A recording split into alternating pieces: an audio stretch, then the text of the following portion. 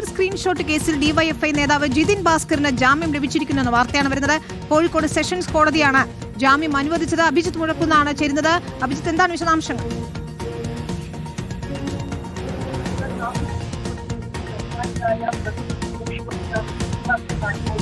അഭിജിത്ത്, ശബ്ദത്തിൽ വ്യക്തത കുറവുണ്ട്.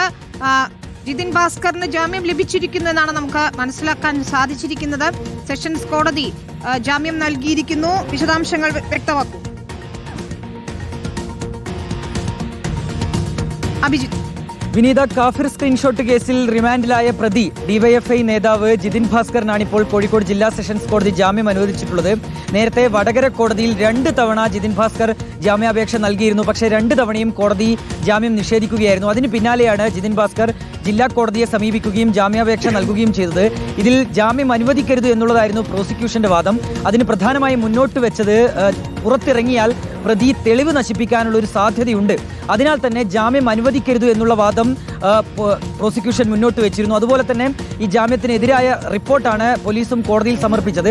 എന്നാൽ അതേസമയം തന്നെ താൻ 2 ദിവസം പോലീസിന്റെ കസ്റ്റഡിയിൽ പോയിട്ടുണ്ട്.